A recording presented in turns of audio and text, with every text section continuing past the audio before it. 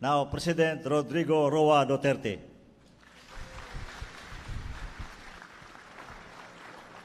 Kindly sit down. Salamat.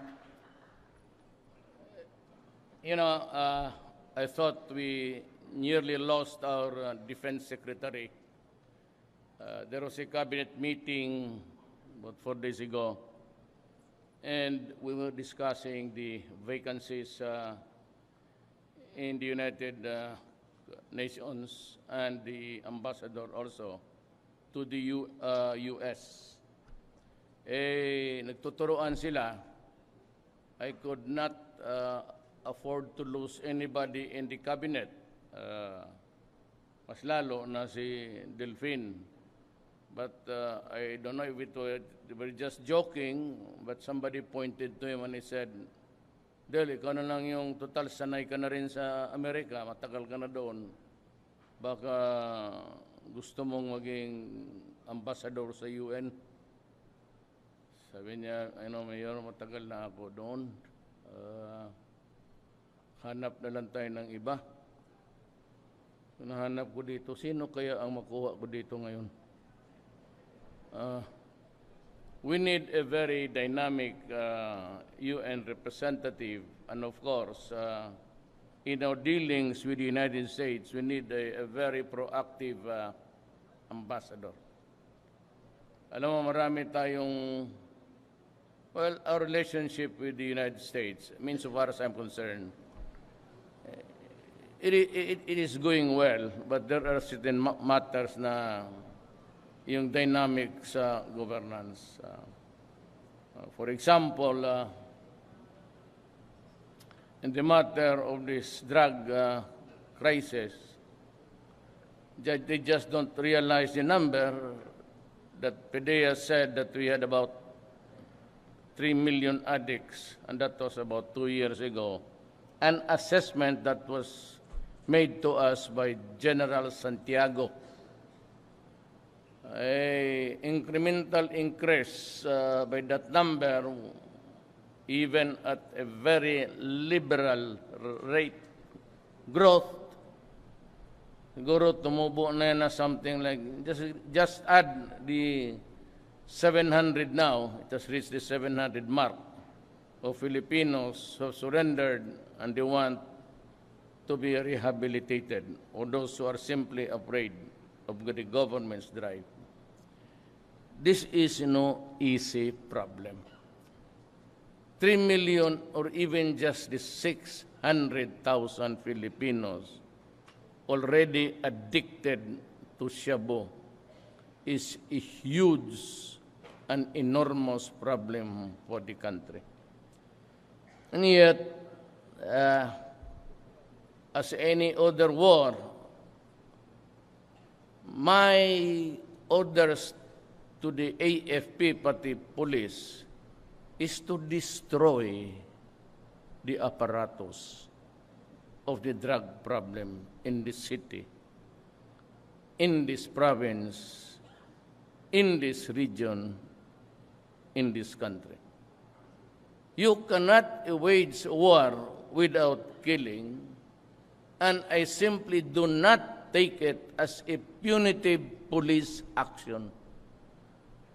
Kaya I'm losing 2 or sometimes 3 military or police officer in this drive.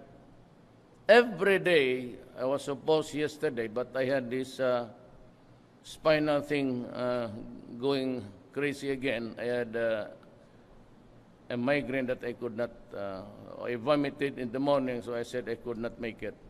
I had this terrible headache, and this is because of the misaligned somewhere in my spine when I met an accident when I was already 67 years old in a motorcycle spill.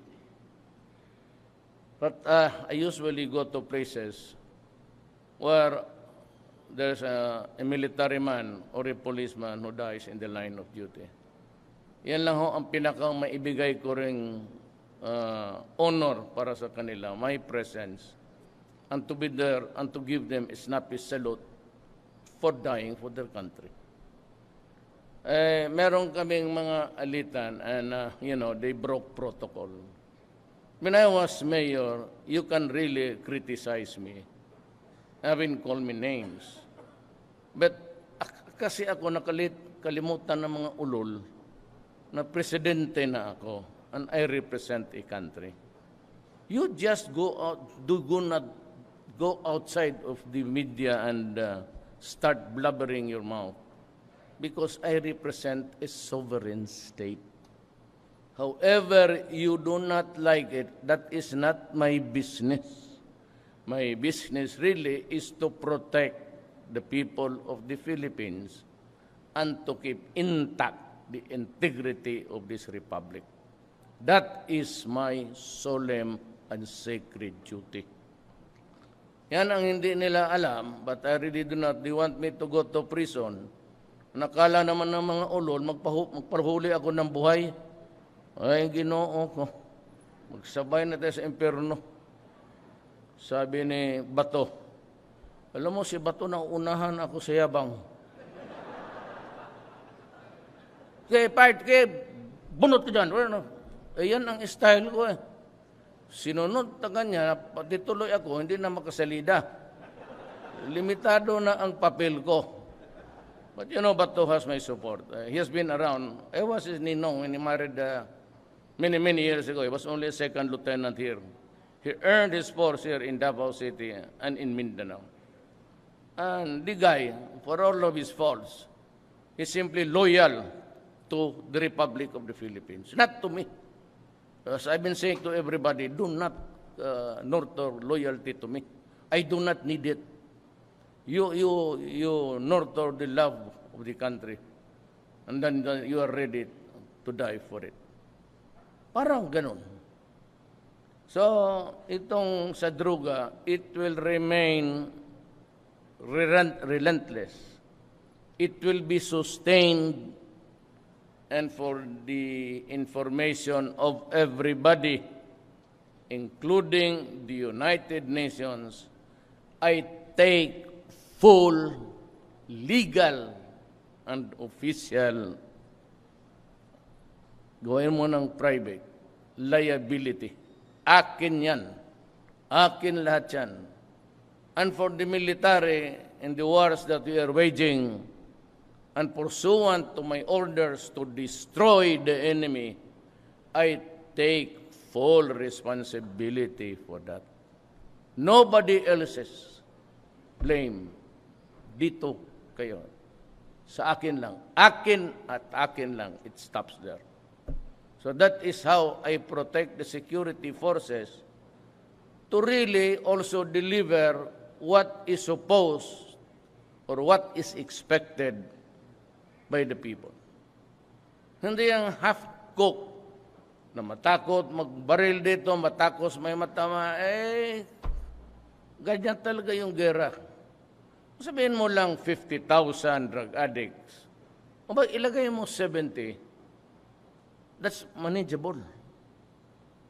But kung totoo, General Santiago is not a liar, and Pedea, lalo na si Sid, he has been here with us also. Again, he started here in Davao and he ended, with the rank, and have been keeping here in Davao. Sabi ko, diyan ka lang muna. Because mag-retire na, sabi ko, just stay there because, but I didn't even know that I become president. So, kung na president ako, I got him as my Pedea because I trust him fully. Just like Delfin Lorenzana here. I was the mayor and he was the one who brought the battalion of the 1st Ranger Regiment dito sa Ciudad ng Davao. And we worked together. And there were times when the NPAs asked for my presence in the meeting and we had a debate because I'm really used to that. Pero kasi ayaw niya siguro may mangyari habang nandyan siya, he really refused me to cross Dominga River. But I was ready, as I've always been ready to talk to the communists. Now, shifting to another topic, we are in a best position now. There's a window it is not really very big. But may window ngayon for us to take stock of everything. We are not fighting the communists. They have declared a truce. In return, I also ordered a ceasefire. But I was ahead by them at the beginning to show my good faith na talagang galing sa puso yung aking offer to talk peace. I unilaterally, very early on, ang problema nung pumunta ako sa mga ospital, especially doon sa AFP Medical Center, at tinamaan ng bulag na, kaya ko uminit yung, was it here? Dito. I was visiting the wake of the 3 soldiers who were here sa wake. Dito ako, sabi ko, I'm lifting wala nang ceasefire. Sabi ko, sige, fight na lang kung gusto ninyo.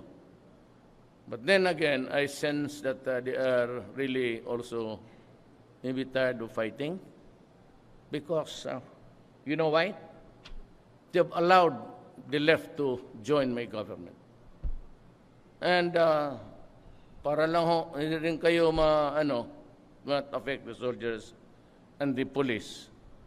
Even during the discussions which brought us at 7 o'clock in the morning, we started at about 2, 3, 4, 5, 6, 7.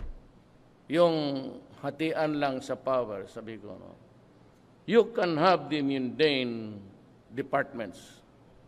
DSWD, education, everybody wants our children to be educated. You can have it, except the police and the military, and that includes the Polcom.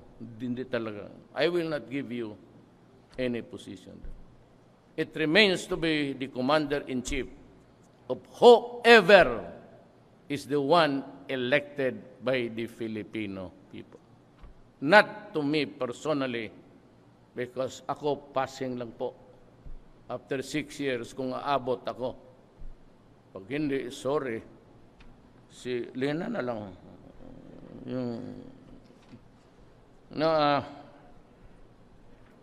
May window tayo. We are not fighting the communists. At with the grace of Allah, MIMN have expressed the desire to talk. I salute you guys. They even surrendered the drug addicts under their custody. Which means to say that maybe the MILF, kung maibigay natin yung teritoryo na gusto nila, to which I am inclined to give, para wala na lang gulo. Total, it's a definite territory also for the arm, but it stretches a little bit, fine. We still have enough land in the entire Republic of the Philippines to make everybody happy. MN, I have yet to hear from Noor, but I said, Noor, if he comes out of his hiding place in Hulo, my advice to you guys, the army and the police and everybody, is that let him be. Let him be. Si Noor, I wouldn't say sick. I hope he's well, but matanda na, hindi na yan tatakbo. And the last thing that I would want is really, if God forbid, wag sana, na kung may mangyari sa kanya, nasa custody natin. So there's nobody of significance in that area who has the preeminence like Noor Miswari. Kung may mangyari niya nandito sa custody natin, we can kiss goodbye about peace in that area. And I am referring to the Bangsamoro and the Bangsa Tausug. If you want a differentiation of dito, you use Bangsa. Bangsamoro, which is really kay Murad, and Bangsa Tausug. And the only sensible guy there, si Noor. Wala akong ibang nakilala who would carry the influence. But definitely, ang Abusayaf is out of control. And there is only one way to do it, lalo na yung beheading ng isang bata. Sabi ko nga sabihin sa mga Abusayaf, if they're listening now, at rin nawala ang believe ko sa inyo. Ako may respeto noon you're fighting for freedom. Tama kayo. Tama kayo. There was this historical injustice committed against the Moro people. The Americans may want to know that during their campaign in Mindanao, they slaughtered 600,000 Moro people. What is it to you now that you see 2 or 3 criminal shabu operators? Yan ang sakit kaya tayo nahirapan. Una-una, bago dumating si Magellan, dala-dala niyang reliyon niya, Islam was already ahead. I do not say 1 century. I do not agree with the scholars because I found time to read the archives of Malaysia. Sa trading na, I would put it something like 70 years. Islam was ahead in Mindanao by 70 years. So kayong mga Abusayaf noon, medyo sumasaludo ako. But when you began to slaughter people in front of the camera, and then now you killed an innocent boy, anak, nawawala ang respeto ko sa inyo. So my orders to the armed forces and to the police, destroy them. Destroy them because they are criminals. And we will never have peace in that area there. And even if you grant them autonomy and if they maintain to be bandits, we will never have peace in that land. So wala rin tayong magawa sa useless yung ating peace talks. There's a segment of society in there, tausog, yakan, who want peace. And here you are slaughtering people as if they are chickens in front of the public. Kaya ko nawala ang respeto ko, nawala ang belief ko sa inyo. Kaya would not hesitate to order the armed forces of the Philippines, kill them. Destroy them. Destroy. Pati itong droga. This will pull down this country. And I have given you the resources, the books and everything. 3 to 7 years. The reason, I'll tell you now for the first time. Do you know the reason why I also agreed with Congress, some congressmen, to postpone the barangay elections? Do you know why? Because I am afraid that the drug money will seep into the electoral process. You will just be adding to our headache people na kung sino manalo ngayon, those that are funded by drug money will win at kailangan mo nang mag-martial law para to eliminate all. Which I will never do in the first place. Mahirapan na tuloy tayo. The reason why, of course, second is money. You have to spend billions. Di tulong mo na lang yan sa mga rehab. I have to build the rehab centers. As a matter of fact, I ordered you, the military guys, to give us a space there in your camp because kayo may mga malalaking teritoryo binigay ng gobyerno. You have reservations numbering into hundreds of hectares. Give a little space in the mountains. Wag dito. Not in there. You cannot rehabilitate these guys there if they remain. You have to isolate them and treat them as if. And for those that cannot be repaired, because as the forensics, Amerikano lang rin nagbigay sa atin yan that 6 to 1 months incessant use every day of shabu will shrink the brain of a person. And these are really the legal insanity na. They are no longer functional. They become dysfunctional with a family that's maghiwalay lang. Alam ninyo yan. Marami yan. Naghiwalay na dahil sa droga. In the upper class, almost 90% pag nandruga, hiwalay na. Magsabi ka lang, in the upper class strata in the Philippines of 50,000, about 45,000 na sa droga yung mga asawa nila. Wala na. So, kawawa yung bata, kawawa yung pamilya. And itong mga human rights, just what they say, hindi nila binilang yung namatay noong hindi pa ako presidente. At yung mga bata na nirape. At yung mga bata na hinahatsa. Mutilated because he's seeing the devil and he kills his father. Sabi ko, crime against humanity. In the first place, I'd like to be frank with you, are the humans. What is your definition of a human being? Tell me. Human rights. Use it properly in the right context, if you have the brains. Now, if your gray matter between the ears is melting, I cannot help you. Ganon ang tingin mo. So I have, mabutit na lang, I'm very sorry it took me time to talk to the ambassador of China. We were there. We were discussing for hours. Lahat na, China about Laos and what to say in the coming months.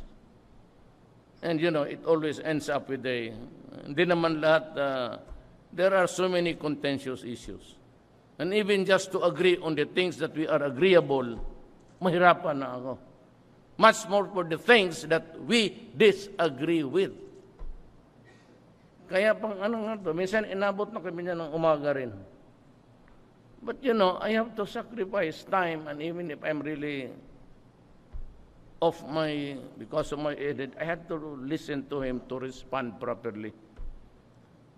So wala tayong masyadong conflict dyan. I'm trying to avoid a conflict because I want the window to remain open para sa atin.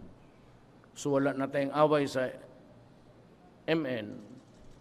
Kung meron man sporadic, intermittent, but I said, kukunti lang yan. Not the lives really, but you know, in proportion to the dimensions of the conflict. Wala tayong NPA, MN is medyo silent, then MI has agreed to talk. So we have this time to concentrate on the front sa drug, pati doon sa extremism. So we have only two. And they are just a few. Kaya natin yan pulpugin. Totoo lang. If we unleash really the firepower of the armed forces, ang problema rin baka may, it will so inflame passions because pag may bata tinamaan. But kung talagang tudasin natin yan, matapos natin isang linggo yan. To the last month. So we are lucky that we're able to focus on dito sa Abusayaf.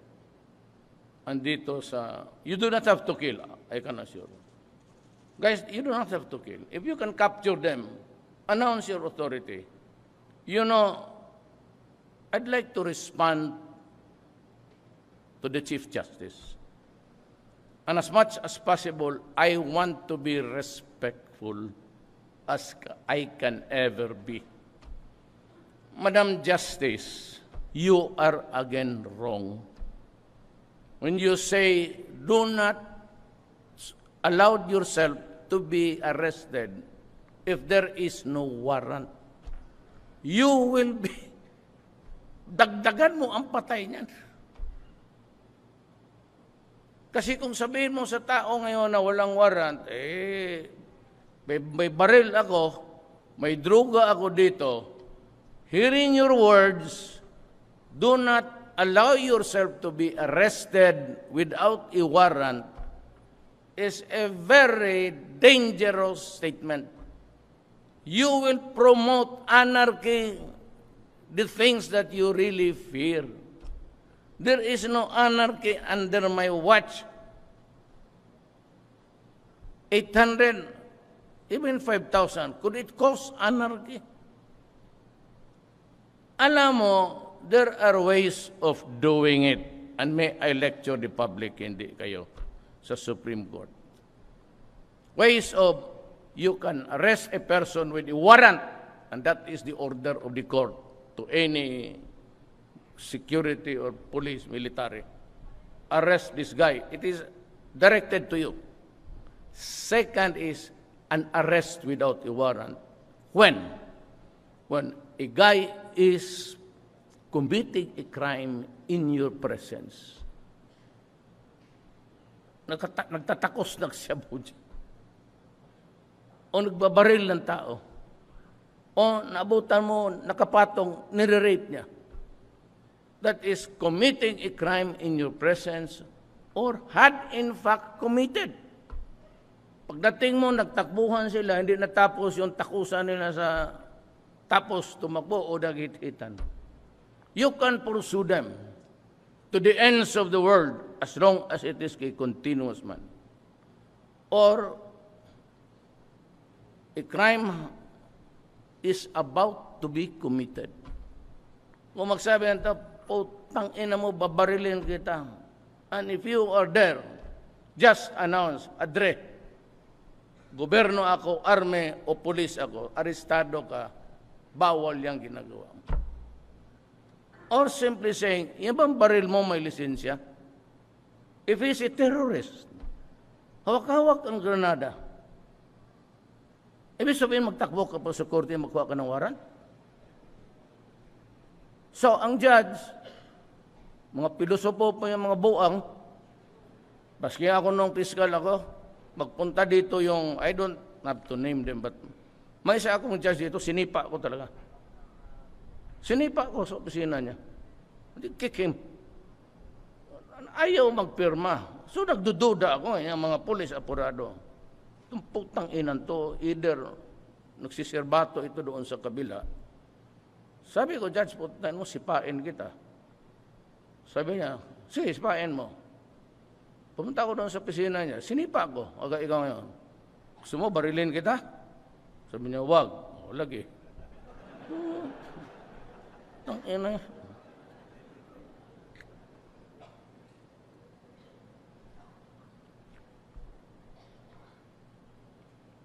You know, I was once contempt of court. May kaso ako, wala akong witness. Tatlong lang, silang tatlo, they committed the crime of murder, yung taxi driver. Eh, wala akong witness. Yung list, yung, hindi talaga, yung isa, nawakan niya sa leg, yung isa, kinon niya yung bayag.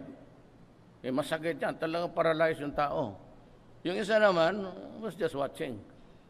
So sabi ko, sige, ikaw na yung witness ko, payag ka magtestigo against your co-accused. Yes. So I filed a motion to drop him from the criminal complaint information. Ano, pag-present ko sa niya, bumaliktad. Nagdepensa tuloy doon uli. Kasi sinipa ko. Ang problema, ako tuloy yung napreso. Instead siya, ako ang nauna doon sa presuhan.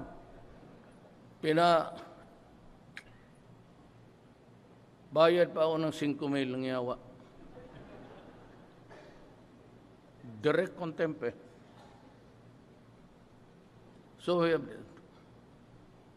mean, it's about to be committed, actually committing in your presence, or had in fact committed. Sino? Yun, sir, si Commander, ano yun?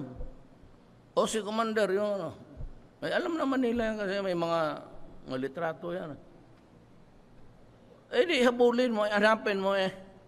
Pag hindi mo ginawa, dereliction of duty ka. Mali talaga. Ma'am, I'm sorry, but do not give such statements. You will, sabi mo, you're afraid of this country sliding to anarchy. At no other time, ang streets ng Manila are almost freed of criminals. Maglakad ka, ma'am, and find out. Anong paningin mo? Would the military, armed forces, and the police agree that I will do some thing that would create anarchy, at tapos they remain loyal to me?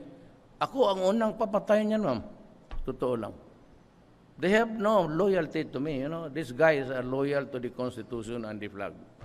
And for as long as I'm doing right, they will support me. If I have the tendency to go ahead with anarchy and be a dictator, I know they will execute me. Yan ang totoo kung gusto mo talagang malaman. These guys have only the eyes, the flag of the Republic of the Philippines, and the written manifestation of the flag is our Constitution. So, wala tayo sa NPA, may wala tayo sa China Sea. We avoid trouble with them. Hindi pa natin kaya. Sinabi ko, Mr. Ambassador, I will not talk about it. But when we are in front of each other in a bilateral talk, dahil dalawa lang, then I would state my case. Yan. I have this arbitral judgment. We will not go out of the four corners of this paper. Then let us talk. But not now. It's not the right time to talk about it. There are so many conferences doing it. If you start it, it's going to be a multilateral crying. And that is very dangerous because pag nag-withdraw ang China sa formal talks, then it could only mean one thing. Now, our way towards the future. Philippines is going to experience another spasm. When?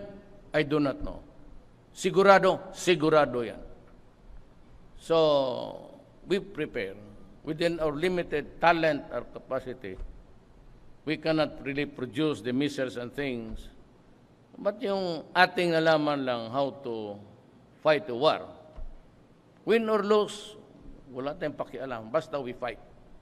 It will come maybe sooner than later. But we have to prepare. So we have to also to end these small wars here because we have to focus on a new Secretary Lorenzana asked for 20. I said, I can only give you 10 this year. I will give it to you. 10,000 more.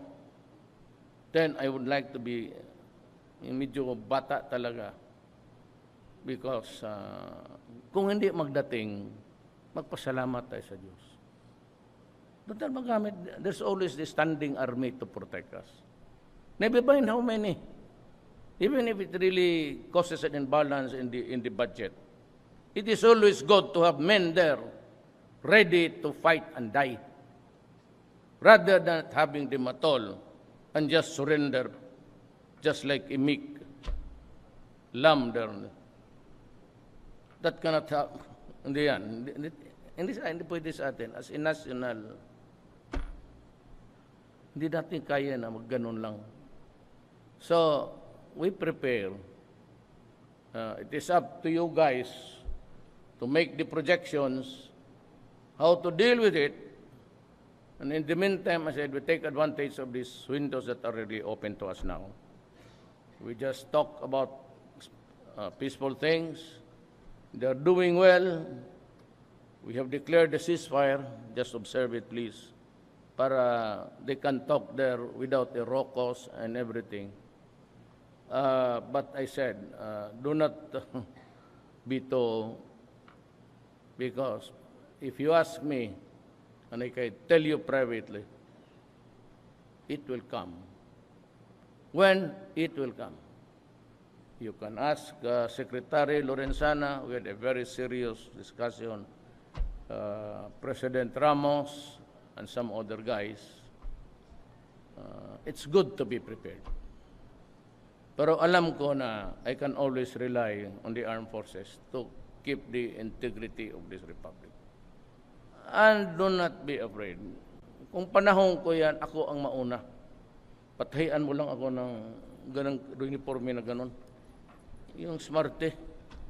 Ito na. Kung mangyari yan, ako, I swear to God, ako ang mauna doon. Mas mauna yung, mas ganun. Mas maganda yung inilibing ka, maraming magsalot, may kurtas pa, hilain ka ng kabayo. Eh kung patanda ako sa buhay na ito, mamatay ako 90 years old, mamatay si Duterte, sino yan? Yung, never heard. Ano kinamatay? Bangungot, putang ina. Sakyan ko na lang yung bala ng kanyon nila. You know, just a joke, but just to you, really, when the time comes, I will be there to join you. Lead, mas marunong kayo sa akin, but to be there to share with you, to defend this republic, sabay-sabay tayong lahat. Maraming salamat po. Thank you, Mr. President. At this point, may we call on once again ISMINCOM Commander Lieutenant General Guerrero to give the memento to the President.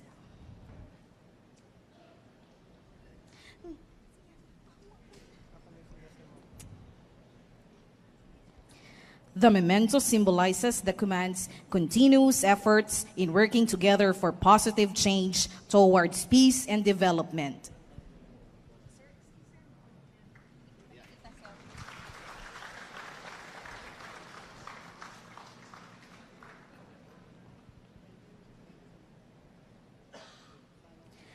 Daghang salamat sa atong pinangga na presidente. Mabuhay po kayo, President Duterte. That concludes our program. Daghang salamat sa inyong pagtambong. Mabuhay tayong lahat.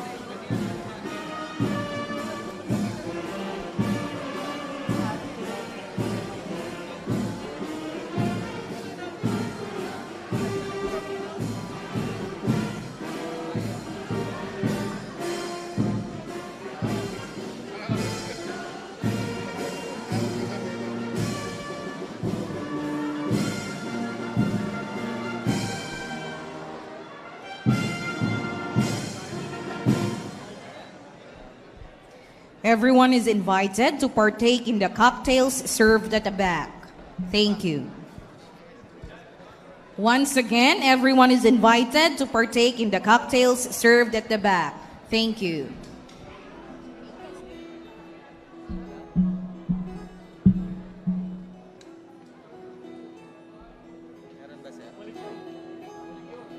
Ikaw ang mamuno para sa pagbabago. Sawa na ang bayan ko sa magnanakaw na tao.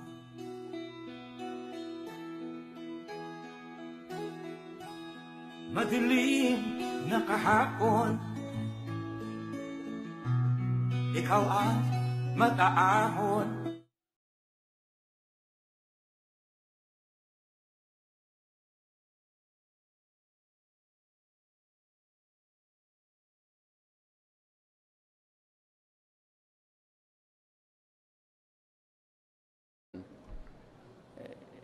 It is going well, but there are certain matters na yung dynamic sa governance. For example, in the matter of this drug crisis, they just don't realize the number that PDEA said that we had about 3 million addicts, and that was about 2 years ago. An assessment that was made to us by General Santiago. An incremental increase by that number, even at a very liberal rate growth. Siguro tumubo na yan na something like it. They were just joking, but somebody pointed to him and he said, Del, ikaw na lang yung total sanay ka na rin sa Amerika, matagal ka na doon. Baka gusto mong maging ambassador sa UN. Sabi niya, Mayor, matagal na ako doon. Hanap na lang tayo ng iba. Nahanap ko dito, sino kaya ang makuha ko dito ngayon? We need a very dynamic UN representative, and of course, in our dealings with the United States, we need a very proactive ambassador. Alam mo, marami tayong, well, our relationship with the United States, I mean, so far as I'm concerned, just add the 700 now, it has reached the 700 mark of Filipinos who have surrendered and they want to be rehabilitated, or those who are simply afraid of the government's drive. This is no easy problem. 3 million or even just the 600,000 Filipinos already addicted to shabu is a huge and enormous problem for the country. And yet, as any other war, my orders to the AFP, pati police, is to Now, President Rodrigo Duterte.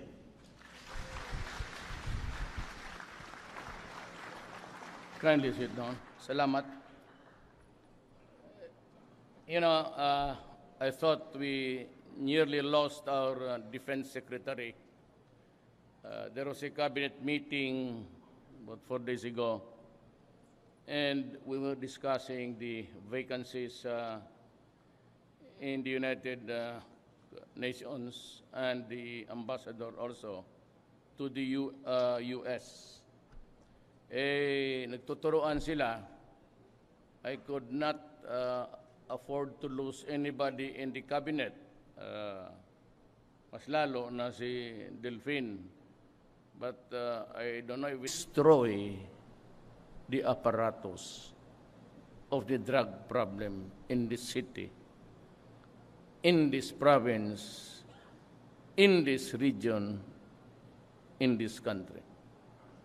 You cannot wage war without killing, and I simply do not take it as a punitive police action. Kaya I'm losing 2 or sometimes 3 military or police officer in this drive. Every day, I was supposed yesterday, but I had this spinal thing going crazy again. I had